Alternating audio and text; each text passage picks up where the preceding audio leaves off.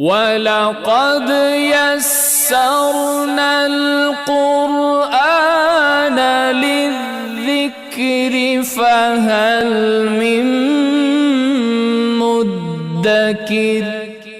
عقل مند جان لیں، عقل مند یہ بات جان لیں کہ قصاص میں زندگی ہے۔ وَلَكُمْ فِي الْحَيَاةِ قِصَاصٌ يَا أُولِي الْأَلْبَابِ لَعَلَّكُمْ تَتَّقُونَ۔ اے عقل والو، یہاں عقل والوں کو مخاطب کیا ہے۔ اللہ کے علم میں تو یہ بات تھی نا، انی عالم ما لا تعلمون۔ اللہ کہتا ہے کہ مجھے پتہ ہے۔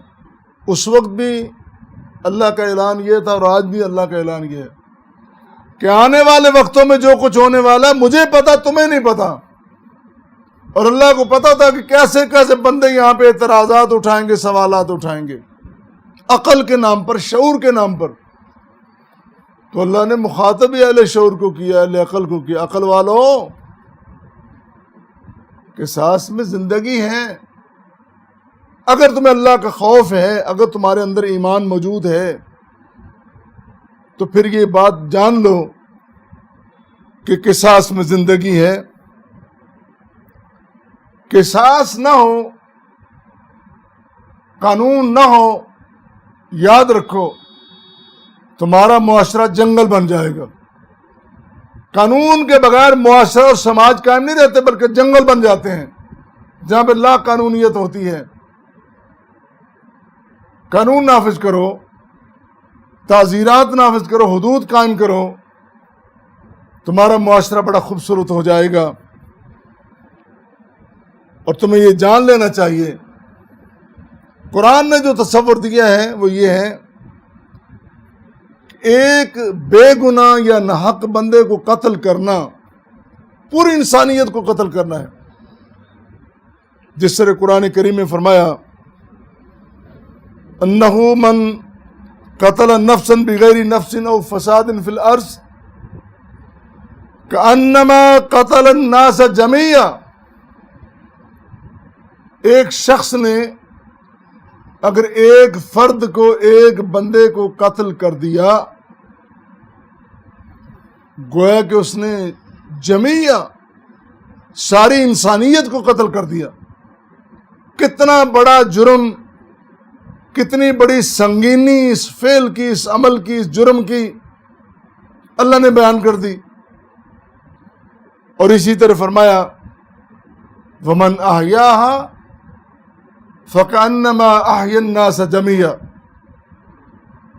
جس طرح ایک فرد کا قتل کرنا پوری انسانیت کا قتل ہے، اسی طرح ایک جان کو بچانا پوری انسانیت کو بچانا ہے۔ اس وسیع ترین تناظر میں دیکھ کر ذرا غور کیجئے، کتنی بڑی اہم ہے یہ بات کہ قصاص کا قانون ہونا چاہیے۔ اور اللہ تعالیٰ نے بڑا کرم فرمایا کہ ہمیں یہ قانون دے دیا۔ اب یہاں آپ کی محبت کے لیے چند باتیں جو اہل عقل کی طرف سے، اہل شعور کی طرف سے، عقل اور شعور کے نام پر آتی ہیں، وہ میں آپ کے سامنے رکھ دوں۔ وہ کیا ہے؟ پہلی بات یہ ہے، سوال یا اعتراض کہہ لیں، اگر قتل جرم ہے تو قصاص میں قتل کرنا بھی تو جرم ہے۔ یہ عقل مندوں کی طرف سے، عقل پرستوں کی طرف سے سوال اٹھتا ہے۔ دوسرا سوال کیا ہے کہ یہ جو قصاص ہیں یہ بڑی انتقامی اور سنگ دلانہ کارروائی ہے، سنگ دلی اس میں ہے کہ تم ایک بندے کو سر عام پھانسی چڑھا دو، کتنی بڑی سنگینی ہے اس میں۔ پھر یہ بھی اعتراض ہے کہ کوئی بندہ اگر قتل کرتا ہے تو حالات اس کو مجبور کرتے ہیں، وہ نفسیاتی طور پہ اتنا بیمار پڑ جاتا ہے وہ قتل میں مجبور ہوتا ہے۔ تو معترضین یہ کہتے ہیں کہ بجائے اس نفسیاتی بندے مریض کے علاج کرو، تم اس کو قتل کر رہے ہو۔ ظاہری طور پر بڑی جان لگتی ہے ان اعتراضات میں۔ عام بندہ کہتا ہے یار بڑی بات کی ہے اس نے۔ شیطان بڑی بڑی راہیں نکالتا ہے.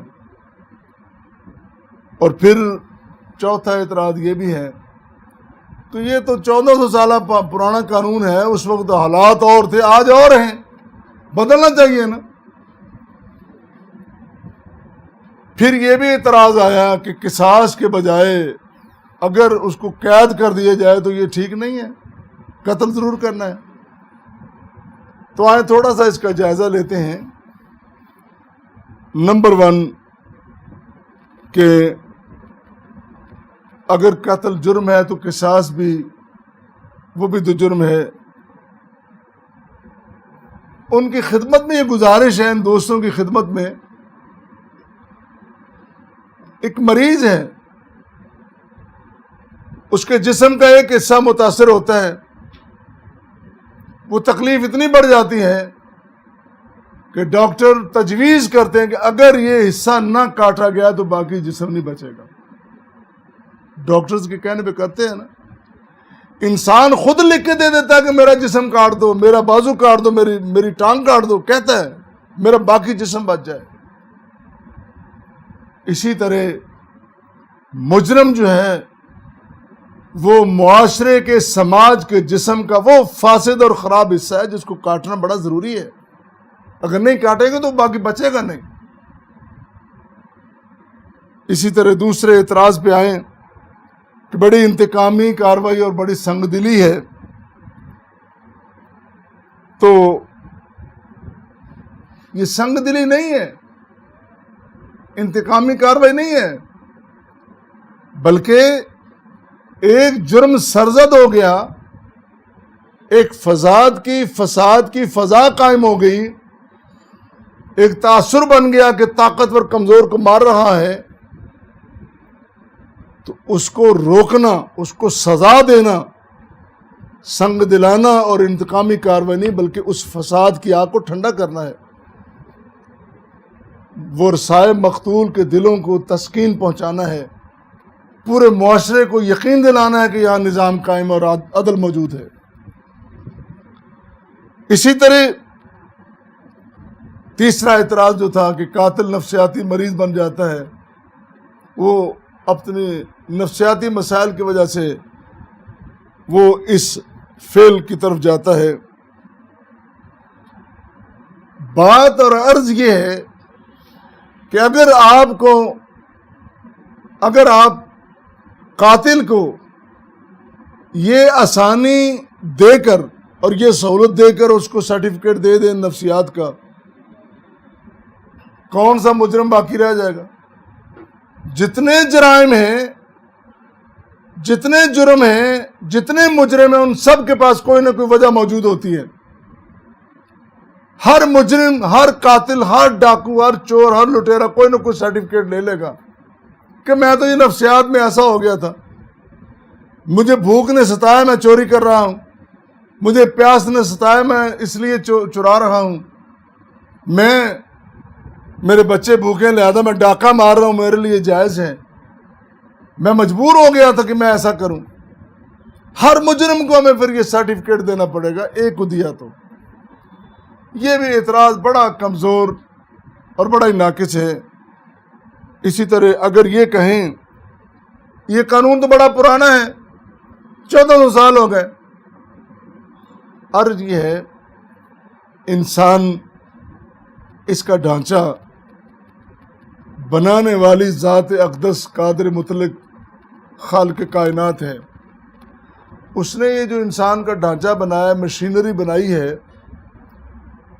اس کو پتہ ہے کہ اس مشینری کے پرزے کتنی دیر چلیں گے اور کیسے کیسے چلیں گے، کب ان کو کس چیز کی ضرورت ہوگی، کب ان کو آسانی کی، آرام کی، سکون کی ضرورت ہوگی، اور کتنی مدت اس کی ہے، وہ بہترین جانتا ہے. اور ایک انسان نہیں، قیامت تک آنے والے جتنے انسان ہیں، جتنے پیدا ہوں گے بعد میں، سب کے بارے میں وہ جانتا ہے کہ فلاں کو فلاں چیز کی ضرورت ہوگی، فلاں کو فلاں چیز کی ضرورت ہوگی.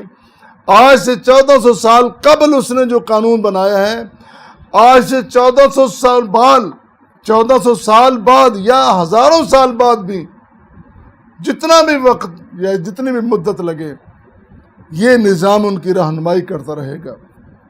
قرآن بھی اور پیغمبر کریم صلی اللہ علیہ وسلم کی سنت مطہرہ بھی، حیات طیبہ بھی۔ آخری بات وہ جو کہی گئی کہ قصاص کی بجائے قید کر دیا جائے،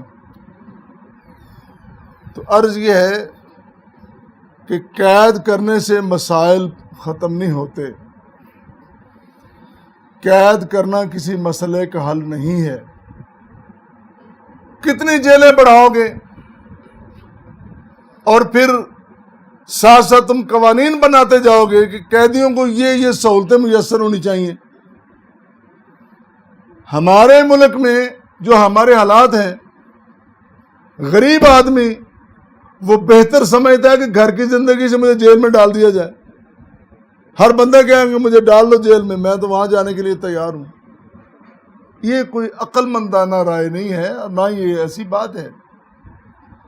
جب تک آپ مجرم کو، قاتل کو، ڈاکو کو، لٹیرے کو، بد کردار کو سزا نہیں دیں گے، معاشرے میں، سماج میں امن نہیں ہوگا۔ اور الحمدللہ قرآن کا یہ نظام اور اسلامی تعزیرات میں سے قصاص کا یہ نظام، جسے قرآن نے کہا یا ایھا الذین آمنوا کتب علیکم القصاص فی القتل، اے ایمان والو۔ میں نے ابتدا میں یہ جملہ عرض کیا تھا کہ قرآن میں جتنے فرائض بیان کیے گئے، ان فرائض کو بیان کرتے وقت اہل ایمان کو مخاطب کیا گیا۔ صرف یہ نہیں کہا کہ اے مسلمانوں یا اے بندو، عام عباد کو، بلکہ اہل ایمان کو کہا گیا کہ تم پر، قرآن کو ماننے والوں، حدیث مصطفیٰ کو ماننے والوں، شریعت اسلامی کو ماننے والوں، تم پر یہ پابندی ہے۔ اور جو مانتی نہیں، جنہوں نے اعتراض کرنا ہے، جنہوں نے صرف سوال اٹھانا ہے، ان کے لیے قانون نہیں ہے۔ ان کے لیے سزائیں جو موجود ہیں وہ اور ہیں۔ اللہ ہم سب کو قرآن کریم کا حق کو سمجھنے کی، عمل کرنے کی توفیق عطا فرمائے۔